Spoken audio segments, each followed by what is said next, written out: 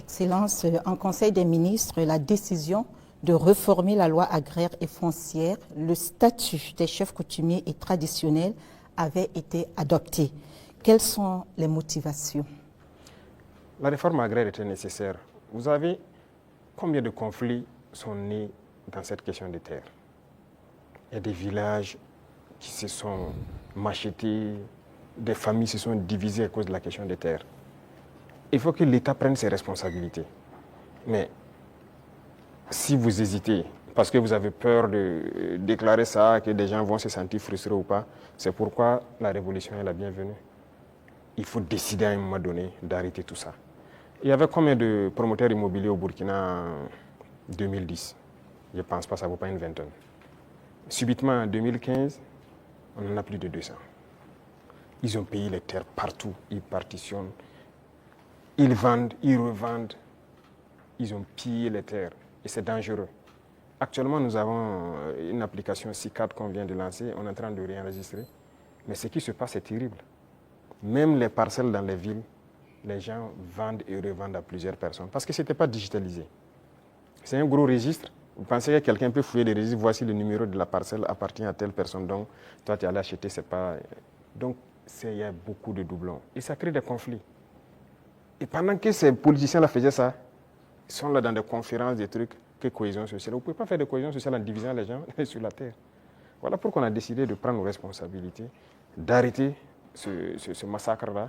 Et voilà, la terre appartient à l'État.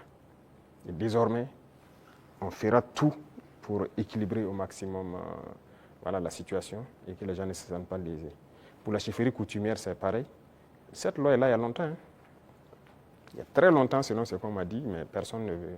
Mais nous avons décidé de mettre la main à la pâte, regarder, parce que la chefferie coutumière, pour moi, ils doivent être respectés, ils doivent être écoutés, ils doivent être ceux-là qui travaillent pour la cohésion sociale. Quand ils parlent, quand il y a un conflit, il y a une situation conflictuelle, ils doivent parler, pouvoir rassembler et que leur voix doit porter.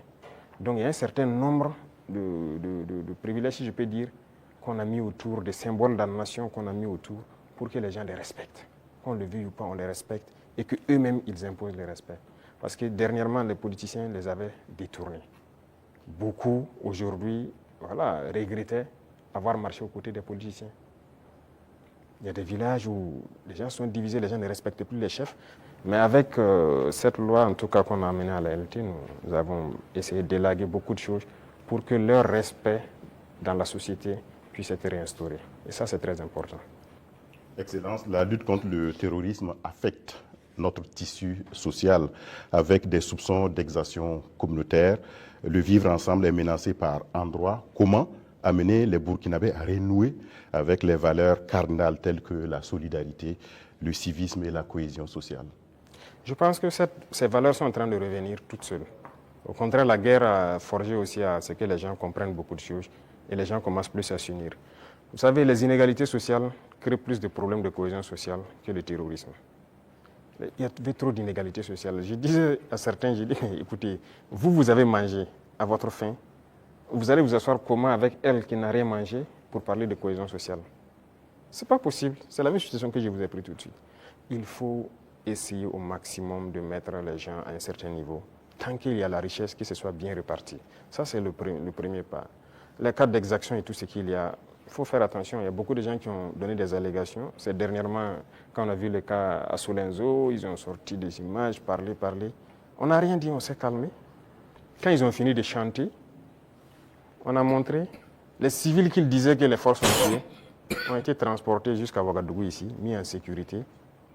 Ah, si on les a tués, pourquoi ils sont à Ouagadougou? Comment ils se retrouvent à Ouagadougou? Souvent, c'est fait à dessein. Ils inventent tout ce qu'ils veulent inventer avec leurs ONG, leurs médias et tout. Mais on laisse, quand ils finissent, on montre la vérité. Voilà.